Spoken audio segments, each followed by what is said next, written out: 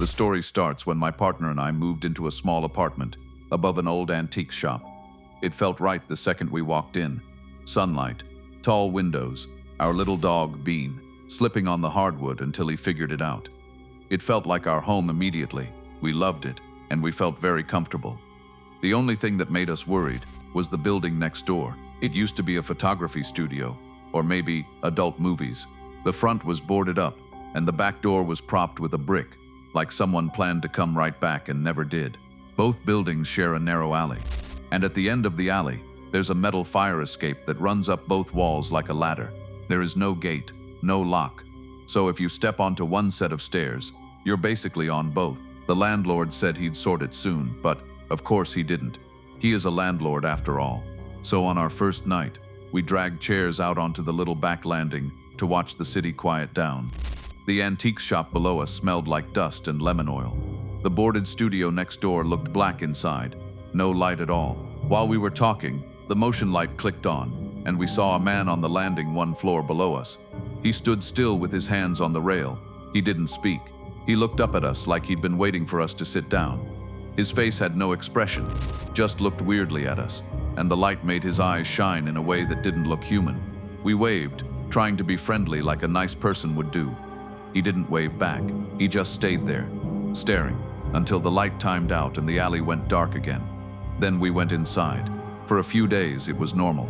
I started my new shift. My girlfriend kept unpacking and setting up the place, pinning Polaroids to string in the kitchen, lining plants along the window. One evening, we went out onto the landing again. The sky was clear, and you could hear the last trains in the distance. A scraping noise came from the stairs below us. The brick that held the studio's door open moved across the concrete like someone was dragging it with their foot. 3 people climbed the stairs and stopped at our level. 2 men and a woman. They looked too casual to be nervous and too calm to be kind. The youngest one held a canvas tote that bulged at odd angles. He smiled without showing teeth and asked if we wanted to buy spare dryer sheets. He tilted the bag like he was showing us a prize. Inside were boxes of detergent pods, lint rollers, and a handful of kitchen knives still in plastic. It felt like a joke we didn't understand. But first, we said no. I made a bad joke about allergies just to fill the air. He nodded, said fair, and they climbed up past us, crossed the landing, and walked into the dark studio through the door with the brick. We told each other it was a one-time thing, but unfortunately, it wasn't. They started using the fire escape as if it belonged to them. They went in and out of the studio at all hours. Sometimes they pressed their faces to our kitchen window, like they were looking at a display.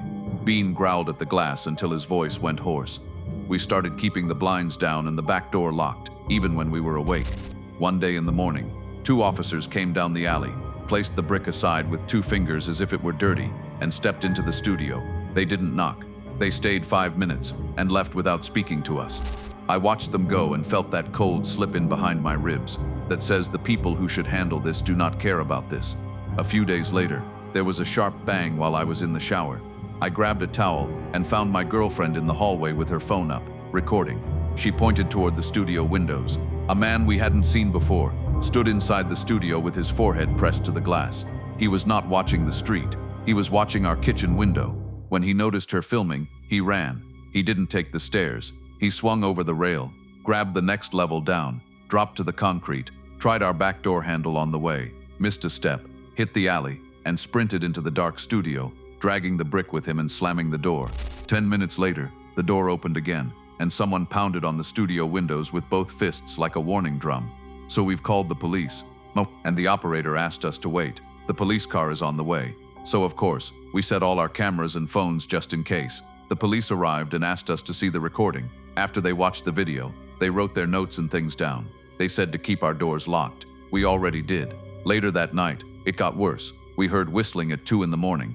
Not a tune, not a call for a dog. The kind of slow, mocking whistle that is only ever used on women from cars. The sound traveled up the metal stairs and pushed under our door like a draft. Then a tap on the glass. Then a soft rub like a sleeve against the pane. We checked our camera. The live view worked, but the clips did not save. The next day, our doorbell camera sat on the mat with the back popped open. The memory card was gone. Someone had climbed up, taken it off, and put it back like a cat lays down a dead bird. We called 911 again. We were told to stay careful. The woman on the phone said something that stuck. When cameras go missing, it means someone wants the dark. It made me dizzy to hear it said out loud. For a couple of weeks, it became our routine. Heavy steps on the stairs, a shadow against the frosted glass, the soft scrape of metal on metal. When we peeked through the blinds, someone was already looking up. We started sleeping in the living room with Bean between us. Every time the elevator in the building across the alley dinged, we flinched. We learned the rhythm of other people's doors, other people's keys, and other people's coughs. It is a strange kind of hell to know your neighbors by the way they breathe through a wall. Then one night, around 1 a.m., we checked the live camera feed out of habit, and there he was, someone on the landing right outside the kitchen window. Hood pull-off, a black cloth over his mouth and nose. He stood with his arms stretched wide, like he was testing the space between the rails. He tilted his head back and looked straight up at our bedroom window, as if he could see through the ceiling. He didn't move for a long time. We didn't think to record our screen. When he finally spoke, the glass muffled it. It sounded like a sentence spoken underwater. He lowered his arms, walked down one level, and stopped at the bottom of the stairs facing the alley. He stayed there like a guard for half an hour. We called 911 again to report it, and we explained everything that happened to the operator. The answer was, it's not illegal to stand outside. We wanted to scream though. It is if you are wearing my fear like a coat. So 1 week later, I woke to Bean's low growl at 2:37 a.m., a light on the phone screen, a notification. I shook my girlfriend to wake her. She opened her eyes and looked at me, and said, "What do you want?" I told her to look at the app. 2 people in black came from the direction of the street. They didn't rush. They moved like they knew every step. One pointed a small flashlight into the window panes as if he were choosing which square to press. The other man carried a crowbar angled down by his thigh, like he was trying not to even think the word crowbar while he held it. We didn't turn on the lights. We stayed quiet. I put my hand on my girlfriend's mouth and we didn't make any sound. We watched them on the video security app on the phone while they stood 10 feet away. After a minute, the one with the light turned his face toward the camera. We recognize him. He was the one who sold us dryer sheets. He didn't smile. He narrowed his eyes like he was trying to memorize the lens. Then both of them backed away. They didn't run, and they didn't talk. They disappeared into the dark studio and clicked the door shut with the brick back in place like nothing had happened. So, as a normal, concerned couple, we sent the clips. We also wrote reports. We bought a second camera and hid it behind a plant. We put a bell on the inside of the back door. We slept in shifts for a while, like in the military. The men came back. They did not try the door again. They didn't have to. They learned something else that worked better. They stood across the alley in front of the studio and watched our windows until the sun came up. They whistled sometimes. Even they pointed sometimes. Once, the man with the blank face put his palm flat on the glass and left it there long enough to fog the pane with his breath. It was a creepy thing to see. And today, he stood there again around noon. He didn't hide from us. He didn't speak to us either. He waited until I saw him. He lifted his hand like a slow wave and tapped the glass twice with one knuckle, soft, like he was knocking on a fish tank. We recorded it. Bean barked until his little body shook. The police told us again that they can make a note. We live with the note. We live with the stairs. We live with a door that is never truly ours, a light that turns on by itself, and the feeling that the dark next door is a mouth, and some nights it looks hungry.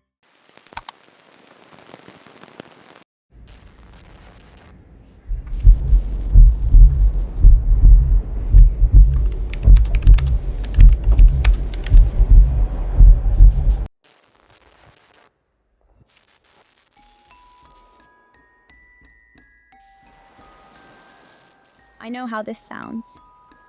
I know you'll think I'm reading too much into it or that I'm stressed and seeing pattern. But I am telling you the truth. I left a man who liked to keep score. His name is John. We were together for almost 2 years. He never hit me. He never touches or hurts me. He didn't need to. He controlled the air between us instead. He clocked when I was online. He tested me with small questions twice to catch me if I said it differently the second time. He questioned everything I do. He doubts everything and keeps asking me the same questions. He called it being aligned. I called my sister and said I was done. I cannot live with this creature anymore. I am done. Then I packed a bag and left. I changed my number. I deleted my accounts. I moved into a little place above a corner grocery where the walls are thin enough to hear laughter, which I thought would make me feel less alone. I felt safe for a few weeks. Then people started using his words. It began at a donut shop on a Wednesday morning. I hadn't been in there before. The woman at the register looked at me. cocked her head like she recognized me from a dream, and said, "Good morning, Star." That was his name for me. What John used to call me was not sweet, not cute. He said it when he wanted to make me small. "What's wrong, Star?" I told myself it was a coincidence. A lot of people use that word. It's nothing. Eat your donut. 2 days later, my rideshare driver asked me, while watching the road, if I ever finished that maze. John asked me that once after I said I needed time. He liked to dress real questions up as riddles. The driver said it so easily, like he was picking it from a list.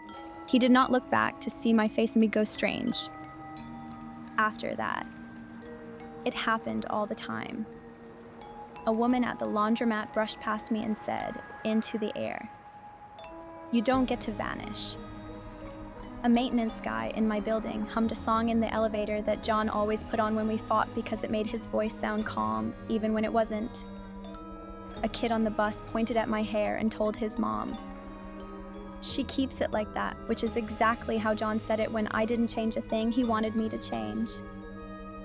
I reached out to his cousin because I wanted it to stop. And I also wanted to be wrong. I asked if he was paying someone to follow me.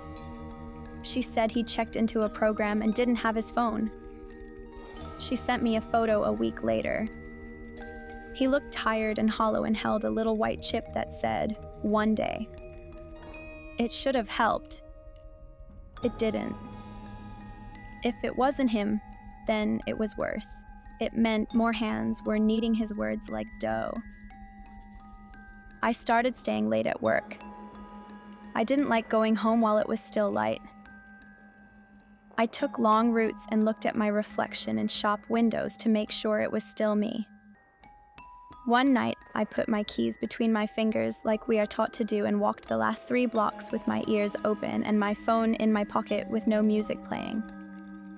A boy sat on the front steps of the building across from mine with his hood up. He never looked at me. He said, "A bit chilly for a star to be out this late, isn't it?" He said it like a fact. I went upstairs and locked every lock. I put a chair under the knob. I laughed because I'd seen that in movies. And it felt silly. But I kept the chair there anyway, when I left for work the next morning. My doormat was flipped upside down, on the underside. Someone had written with a child's marker, "You can change the outside. I'll still know the inside." I dry heaved into the sink. I stood there shaking with the faucet running and the marker smell in my nose like I was the one who wrote it. I booked a cheap hotel that same afternoon. I did not pack. I bought a toothbrush and a t-shirt from the corner store and told the clerk I was visiting family. He didn't ask. The hotel was on the 4th floor. The hallway carpet was soft and silent. It felt like a place where nothing happened. Around 2 a.m., someone knocked 3 times. Slowly, I looked through the peephole. A woman around 40 stood there, hands at her sides, face smooth like a blank page. She did not shift. She did not breathe heavily. She did not make any sound at all. I stood there with my eye pressed to the little glass circle until it hurt, and then I stepped back, and when I looked again, she was gone. The desk said there was no one else on my floor. The cameras facing my hall weren't working. This week. The next morning, I tried to make sense of it. If it wasn't John, then it was people who didn't know me at all speaking sentences that belonged to him.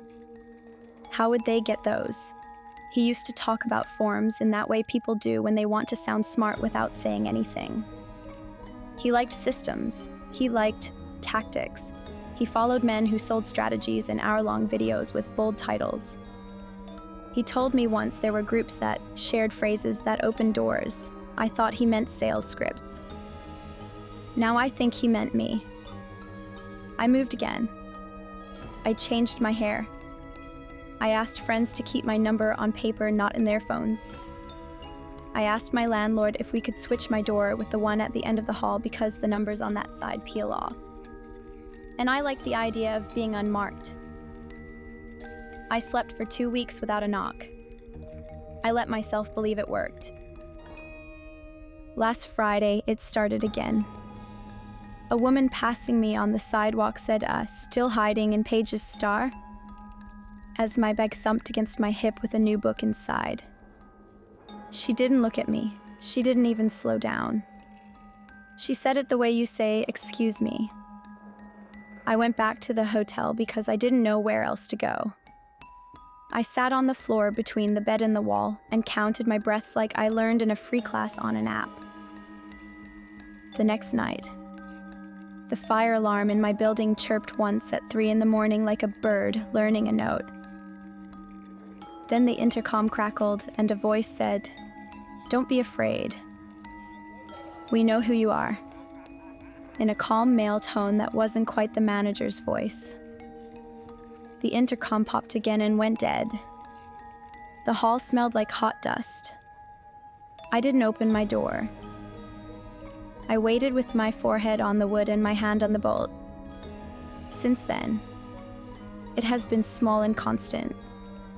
Someone set a bag of star-shaped pasta outside my door and tied it with red twine. A bus bench at near my work that used to say, "Start fresh," now says, "Stay small," with the letters rearranged and taped back down like a craft. A delivery guy smiled and handed me a package that wasn't mine and said, "You look brighter when you listen," which is not a thing you tell a stranger unless you are trying to put your fingers in their brain. I told all of this to a detective who watched me carefully and asked if I had any enemies besides my ex. I said I didn't know I had one enemy until I realized I lived with him. She nodded like she'd heard that before and said, "Document everything." So I do. I have a folder with dates and times and faces I try not to memorize in case they show up in my dreams. Most of them already do. Here is what I think. He found a place where people pass around ways to keep hold of a person without touching them. Maybe they trade phrases. Maybe they trade routes near a home. Maybe they pay each other in little favors. Like, if you see her, say this. He did not have to be near me to be inside the room. He just had to borrow a mouth. He had to put my fear in a stranger's pocket and let them walk by me like a breeze. I wish I could tell you there was a moment it broke and stayed broken. There isn't. Some days are quiet. Some nights are not. But I see it now. It's not about being watched. It's about making me watch for him. If I am looking for him in every face, then he never really leaves. That is the trick. That is the game. I can't win a game like that. I can only step out of it and hope my feet find ground. This morning, a teenager on a bike rolled past me and sang one line from that same old song. He didn't even sing it in tune. He laughed and kept pedaling. I stood on the curb with my keys in my fist and the sun in my eyes. And I said, out loud to no one, "I know what you're doing." My voice shook. I said it again anyway. I walked upstairs. I locked the door. I made tea. I waited for the knock. It didn't come. Not today. Today's quiet. I will take today. I will take every quiet day I can get.